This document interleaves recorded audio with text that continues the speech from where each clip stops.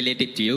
So my first question would be, I'd like to relate it to you. So I've seen your previous speeches before on YouTube. You're a specialist in comparative religion. So when you compare Islam and other religion like Hinduism, like quoting scriptures from Bhagavad Gita or something, don't you think there is a possibility to misinterpret it and provide misguidance to those who doesn't belong to that faith? What's your name, brother?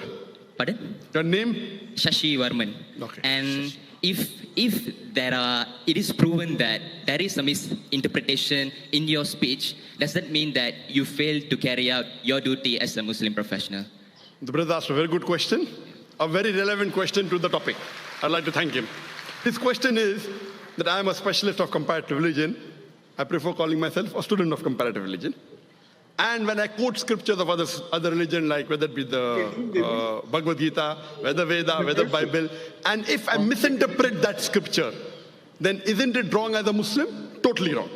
I agree with you. That's the reason after every lecture of mine, we have question answer session.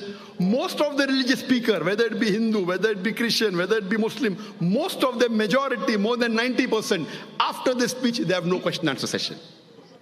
Sheikh Didat was the first one who started, and now, mashallah, many of us, after every lecture, we have a question answer session. Why? So that if you disagree with us, you are open to ask the question. In the question answer time, if any speaker, including myself, if the questioner proves that my interpretation is wrong, if they prove to me first, I will say, I am sorry, I will take it back if I make a mistake. As a Muslim, compulsory, I would apologize. I would first say, I'm sorry, I misunderstood your scripture. Inshallah, in future, I will not quote it.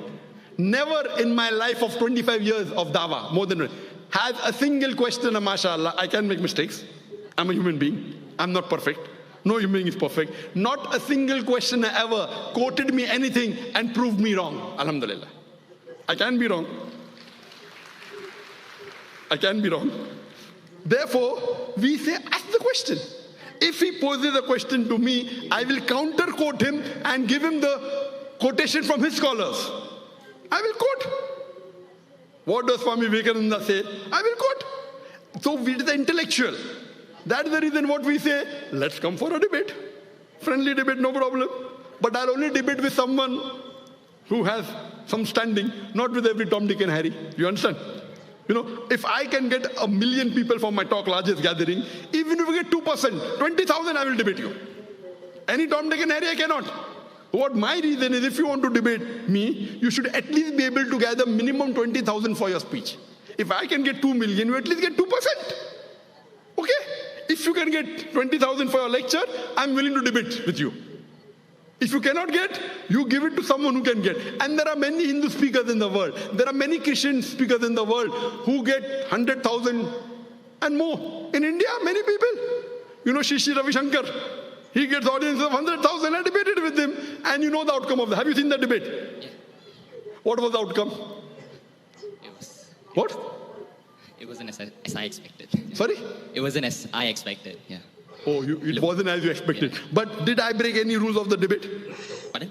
Did I break any rules of the debate? No. Did I not answer all his questions? No. Did he answer my questions? No. No. One of the most famous Hindu preacher in the world, Shri Ravi Shankar. Many people call him God. But sir, how about Sadhguru? I guess he destroyed some of your points, I guess. Sadhguru from the Okay, Foundation. arrange for a dialogue, I will debate him. You arrange, I will debate him. Sadhguru is a famous person, ask him. I will debate him. There are some people who have taken his speeches and given answers. Some people, not himself. If he wants, let him arrange. No problem, I will debate him. Okay? Because I know he's famous. Any famous personality, if he wants to debate, I don't want to debate him. He wants to debate me, open, any topic. Any topic on comparative religion. Hinduism and Islam, no problem. Okay? I'm welcome. And if he points out anything in my speech, which I've said, which is out of context, or which is not as per the Hindu script, I will give him from where I got. All my research are not from non-Hindu scholars, from Hindu scholars. I give the reference. So most of the speakers say, yes, Zakir is right, but Then the but comes. Many Hindus say, when you hear your speech, in 2 hours, I've learned what I have not learned in 40 years of my life. But in my speech, I give references. Did Shri Shri Ravi Shankar give any references in his speech? Even one reference he gave. Did he give a single reference, brother? No. In my speech, how many references were there? So who's more authentic, a person who gives a reference or a person who doesn't give reference? You could have kept a chit. There's no objection. In a debate, you can have notes in front of you, right or wrong? I don't have notes. He can have notes. Ask if Shri Shri Ravi Shankar will have a second debate with me. Will he have? Even if you give him $1 million, he will not have. I guess he will. But if he doesn't debate you, I'm sure one day I will. Yeah. Most welcome. The day you can get 20,000 people for your audience, I will debate you. Now what you can do, question answer. Did I answer your question or not? Yeah, you did. Thank you. Very satisfactorily.